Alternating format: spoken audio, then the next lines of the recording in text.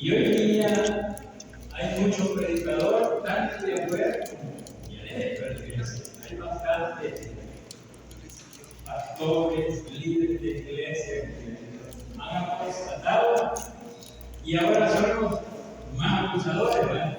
Criticones de la obra. Y nos critican por un montón de cosas. Y que fue de la iglesia. La Biblia que nunca ha sido de la iglesia, ¿verdad? Pero el que es de la iglesia, como que es más fuerte, conoce, ¿verdad? Conoce en parte. No es que sea profundo, ¿verdad? Sino que medio. Y muchos dicen, atacan y dicen, la hermana Juan no es profetisa. Y aún dentro de la iglesia hay muchos que dicen que la hermana Juan no es profetisa. Aún hay pastores, líderes y todo eso que dicen que ella no es profetisa dentro de la iglesia. ¿Y ustedes qué creen? ¿Es profetisa o no es profetisa? ¿Era profeta o no era profeta? Ella dijo algo y ahí es donde se agarra. Yo no pretendo ser profeta.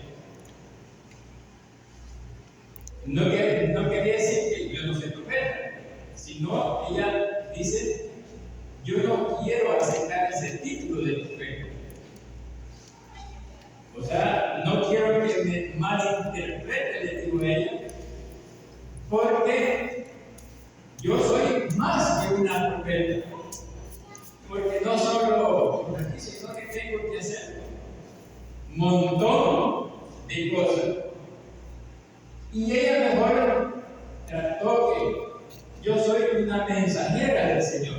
O sea, ese título, ¿verdad? Un profeta es un mensajero del Señor.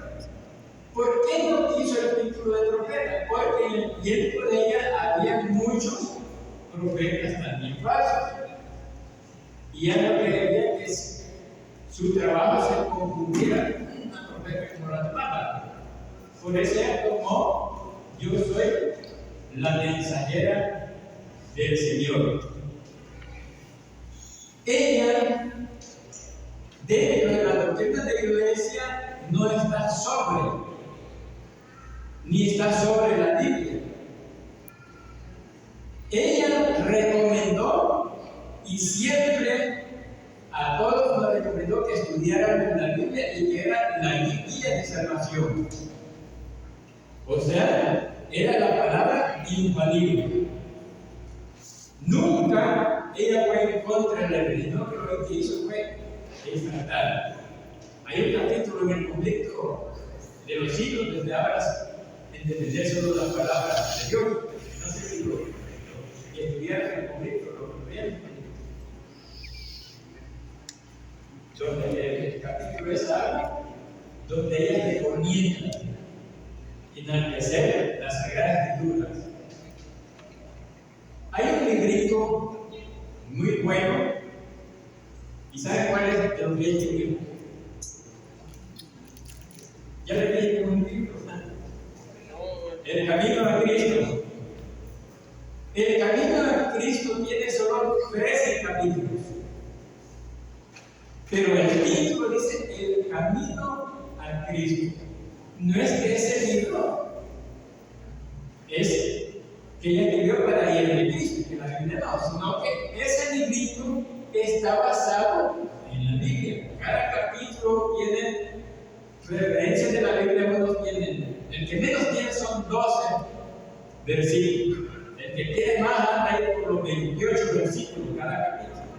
Está basado en la Biblia. Lo único que está bien estructurado para que nosotros lo entendamos y más fácil para agarrar ciertas cosas que a veces no las percibimos. Ese librito, aunque es pequeño, pero es esencial en nuestra vida espiritual. El pastor Alejandro Cuyón, él dijo, después de la Biblia, ese libro debe tener una cabecera. Porque yo ese libro lo he estudiado, lo he leído varias veces, no sé cuántas, pero dice varias veces y siempre me saco algo. Y en cambio el hijo Rubén, Alejandro, no, ¿cómo se llama el hijo? Rubén, él quizás no lo ha estudiado mucho, porque él habla de que nadie es perfecto, de que nadie es santo acá, y que nadie va a poder ser ni las leyes de mundo. Pero el Cristo, el camino de Cristo, habla de la santidad, de la perfección antes. Y como dice el pastor, si uno debe estar preparado no solo para cuando Cristo venga, sino ahora que Dios nos llame, la hora de la muerte, ¿verdad? Porque por un pecado que haya, no podemos entrar. Ustedes saben que Moisés, ¿qué pasó? Por un pecadito. Había servido, pero no pudo entrar por ese pecado, ¿verdad? Y tanto que había servido a Dios, hubiera dicho, no, este sirvió mucho, primero el pueblo lo hostigó y fue por culpa de ellos, se lo voy a perdonar, ¿no? No se lo pasó por él. Le dijo, no vas a entrar a la Canaán. Moisés pudo tomar dos caminos. Una era rebelarse contra Dios, enojarse, así como lo hizo Jonás. Mira, Señor, tanto que he sufrido 40 años y ahora no quieres que entre solo por eso, y aún este pueblo fue el que me provocó y todo. Eso le ha dicho él, se viene enojado con el Señor. No, Señor, ya no te sirvo tanto, mejor ya no te quiero. Eso le ha dicho Moisés, ¿verdad? Tenía esa opción cualquiera de rebelarse, pero aguantó pacientemente. Pero ¿qué pasó con Jonás? Aquel Jonás ese no tenía paciencia. Estoy enojado con Dios. El Señor nos habla a través de la naturaleza, no solo a través de los hombres. Ustedes saben que a Balaam, ¿quién le dio el mensaje? Una asna, la que vivió. ¿Por qué una asna? Pues porque en esa zona no había otro. No porque le hubiera mandado un profeta, pero usó la asna. A Moisés se le reveló en una zarza. ¿Por qué? Porque no había quien más le pudiera dar un mensaje, ¿no? A través de una zarza. Pero al que más se le reveló en la naturaleza fue a Jonás. A Jonás se le reveló por el mar, la tempestad. ¿Por qué más se le reveló? Por la ballena, por el pez que se lo tragó. Imagínense nosotros que el mar se puso furioso y él se dio cuenta que era por la desobediencia de él. Después que es arrojado al mar, él en su mente iba a llevar a la tercera, a cualquiera que lo tiren al mar, más adentro. Jonás, ahora voy a perecer. Pero Dios tenía preparado un pez y lo tragó. Supo Jonás que era un pez. Si era en la noche, ¿verdad? Donde lo agarró, porque estaba la tempestad, que era oscuro, y entrar en eso, allí, pegajoso. Jonás comenzó a decir, ¿qué es esto, verdad? Pero después comenzó a comprender que estaba vivo, ¿verdad? Como que era barrial aquello, y ustedes creen que miraba adentro. No, y una oscuridad, o sea, ¿y qué? Y al final y el pie dice que lo sacó a la orilla del mar. Pero más tarde, ¿qué pasó? Dios le volvió a hablar por medio de una planta, que era una calabacera, y que después un gusano, él tranquilo estaba cuando la calabacera le dio sombra, y después vino un gusano, rápido le quitó la sombra. Dios lo estaba llamando a través de la naturaleza, pero era rebelde. Ahora nosotros nos ha llamado por medio del Hijo, por medio de la Sagrada Escritura, por medio de los escritos de los profetas. Ahora tenemos el problema de nosotros es que no leemos, no estudiamos, y es un defecto no de nosotros acá, sino que es un defecto de todo Centroamérica, digamos. ¿Y saben por qué les digo Centroamérica? Desde Panamá hasta aquí a Guatemala, parece que en México, no hay ningún erudito en Biblia. Solo hay en América del Sur, Estados Unidos, Alemania, otros países. En Centroamérica no hay ningún erudito. Para hacer la 28 creencias en el libro La Teología de nuestra fe, se consiguieron 40 eruditos, y entre ellos era de todo el mundo, pero ni uno de Centroamérica, porque aquí nadie, ni pastores les gusta leer, ni los hermanos, o sea, que nosotros debemos de leer, aunque sea poco, pero nos vamos instruyendo.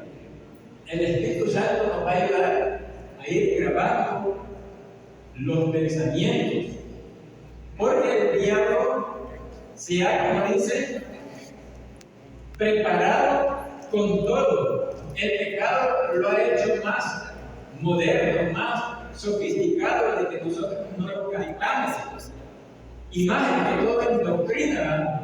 Por eso dice el engañador. El engañar es a través de la palabra de Dios. No es que nos va a engañar a través del sexo, a través de los vicios, sino que el mayor poder de Él es engañarnos a través de la palabra de Dios, porque allí es la mejor estrategia, ¿verdad? Cambiar la Biblia para nosotros creer de otra forma, ¿verdad?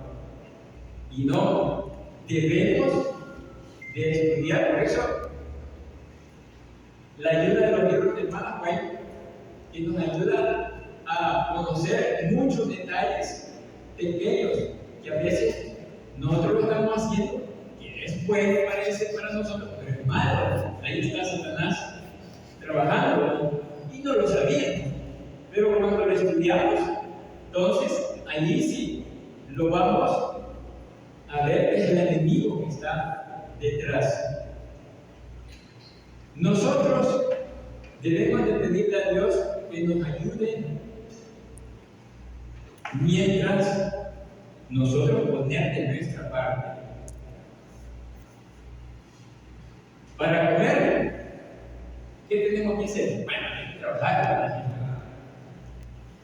Para comer hay que agarrar la cuchara, hay que agarrar la tortilla con la mano. ¿Y qué más? Llevarla a la boca. Y solo lo va a meter ahí. No, hay que masticar. ¿Y eso quién lo hace? Nosotros. La digestión ya no la hacemos nosotros, aunque está en nuestro cuerpo, sino que nosotros tomamos el alimento, lo masticamos, y ya la digestión, el organismo lo hace. Nosotros no le decimos ya llegó el alimento, comenzar a no, al llegar y comienza. Nadie puede dirigir la digestión, sino que él mismo comienza. Todo el proceso interno ya lo está haciendo el organismo y nosotros, ya Dios puso esa facultad. En lo espiritual es lo mismo. Dios no va a poder orar por nosotros, sino que nosotros debemos de orar. Dios no va a poder leer en vez de nosotros, sino que nosotros debemos de leer. De allí lo demás, Él va a hacer. Ir a llamar a alguien, ir a dejar el mensaje, nosotros lo que tenemos que hacerlo. Pero de allí la conversión es de Dios. Siempre va a haber una parte que a nosotros nos toque y después Dios va a hacer la otra parte. También se habla, han oído decir de que el testimonio, cuando habla de Apocalipsis 19:10, el testimonio que es el espíritu profecía, ¿cuál es? ¿Cuál es el espíritu profecía en nuestra iglesia? ¿Seguro? ¿Quién más?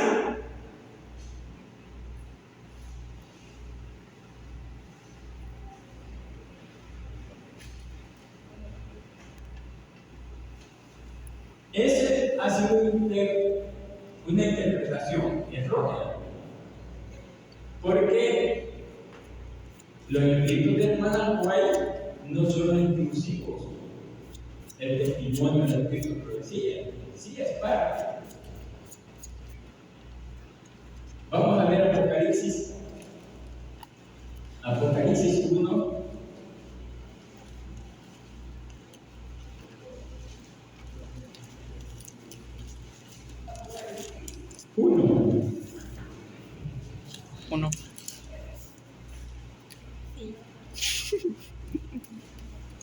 Apocalipsis 1, versículo 2, está diciendo Juan: Él testifica de todo lo que vio, a saber de la palabra de Dios y de más, y del testimonio de Jesucristo. En el tiempo no había, no estaba el Cristo, hermano. Veamos el versículo 9. Yo, Juan, vuestro hermano y compañero en la tribulación, en el reino y en la paciencia de Jesús, estaba en la isla de Patmos. ¿Por qué? Por causa de la palabra de Dios y qué más, y del testimonio de Jesús. Y Apocalipsis 19:10, ¿qué dice?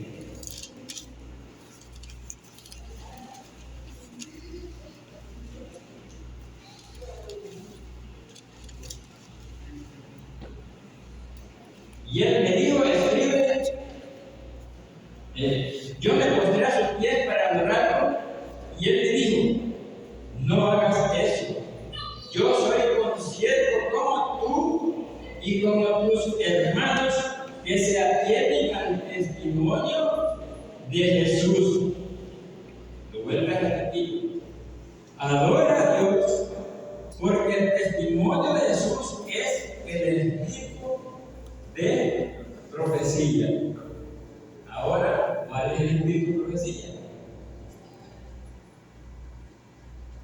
El espíritu de profecía es todo lo que el Espíritu Santo ha hablado en las profecías concernientes a Jesús.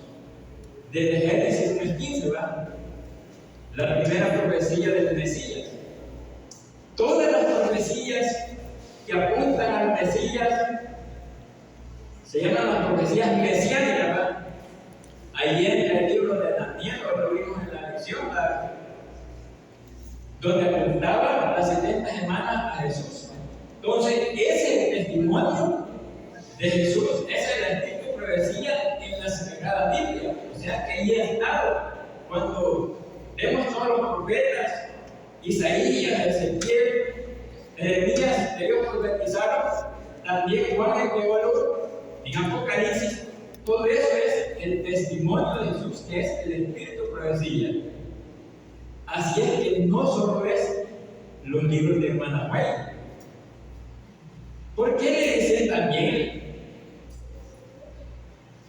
Es parte del testimonio, ¿no? Porque fue el Espíritu Santo que inspiró a ella. Fue el Espíritu Santo que ayudó a darle mensajes. Ella misma dice: yo de mí nada hubiera hecho para escribir eso, sino que Dios fue el que me ayudó. Aún ella dice que le rogó al Señor que no quería ese trabajo, ¿no? Yo no quiero ser la mensajera, yo no estoy acá para eso. Pero el Señor le dio fortaleza. Y ella no iba a ser, como dice, la que iba a ser sierva del Señor, sino que era un hombre, era Fox. Fox recibió la primera visión antes. Pero ¿saben qué pasó con él? No quiso revelarla. Más tarde, cuando Dios escogió a hermana White, le dio la misma visión a hermana White. Y Fox vio que era la misma. Después él quiso predicar esa visión y no pudo, porque él fue rechazado. ¿Por qué? Porque no quiso. Nosotros, cuando no queremos, Dios busca a otro. Y casualidad fue una mujer. Hoy día yo voy a la reunión de distritales y hay muchos hermanos que lo agarran en contra de las mujeres. Líderes. No, las mujeres no pueden ser ancianas. Que no. No, la mujer es poderosa en las manos de Dios, como le dije la vez pasada. Cuando alguien no quiere, el Señor toma a otro. Y si una mujer no quiere, toma a un niño. Y si un niño no quiere, toma las piedras y se hablarán. O sea que el Señor, si nosotros entregamos nuestra vida a Dios, vamos a ser poderosos. Y el que tenemos en la Sagrada Escritura tenemos una profetisa, es Débora. Y ustedes saben que Débora estaba en el mismo nivel que Moisés. En el mismo nivel estaba que Moisés. ¿Y saben por qué? Porque era profetisa. ¿Y qué no era? Era juez. Ella se sentaba debajo de un árbol, era la oficina y allí la gente llegaba. Lo mismo que Moisés. Así, las mujeres son importantes en el ministerio de Dios. Cualquiera que se entregue, Dios la va a usar. La va a usar para el bien y el adelantamiento de la obra.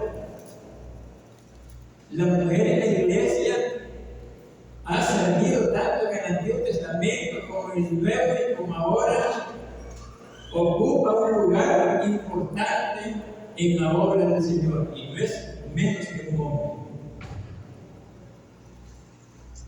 O sea que el Señor, si nosotros nos preparamos y aceptamos de buena gana servirle, Él nos va a usar. Como dijo, lo debe del mundo.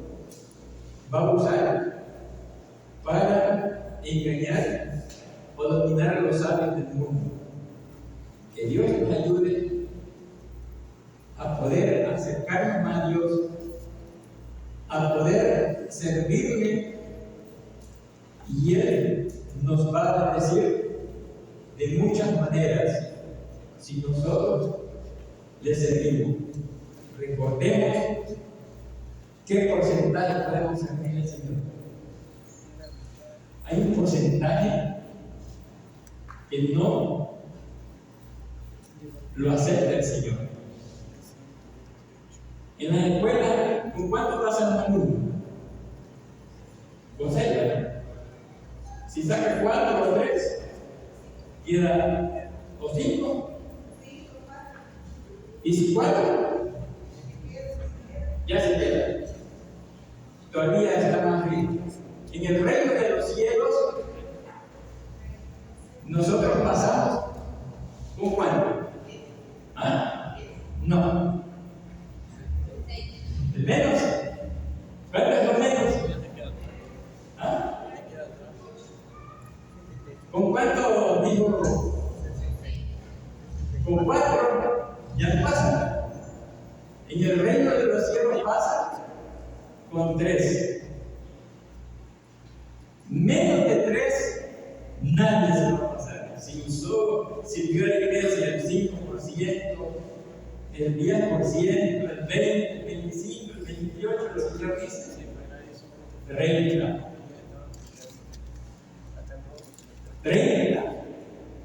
60, 100. Eso es lo que digo los cielos. El que produzca frutos a 30, a 60 o a 100. Ya menos de eso. ¿Por qué? Porque todos podemos servir. Si en el mundo, acá en la tierra, nosotros en el trabajo usamos el 100%, el 80%, ¿por qué no usamos en la misión de Dios? ¿Qué porcentaje estoy usando dentro de la iglesia? Si estoy usando el 50 o el 40, ¿y cuánto estoy usando en el trabajo? ¿Qué porcentaje? Yo me puedo valorar en el trabajo. ¿Qué porcentaje estoy sirviendo en el trabajo? ¿Cuánto ponemos la alarma? Bien para el estudiante, para el trabajador. El trabajador pone la alarma porque tiene que ir a trabajar, para el estudiante también, porque a tal hora tiene que ir a estudiar. Pero nadie pone la alarma para encontrarse con Dios. ¿Ya vieron? Nadie. Yo voy a poner la alarma a las tales horas porque esa hora me voy a levantar para estudiar la palabra de Dios, tener un culto. Nadie lo pone para irse a trabajar. Pero para Dios, no. Así es que debemos poner la alarma también para comunicarnos con Dios. Que Dios nos bendiga.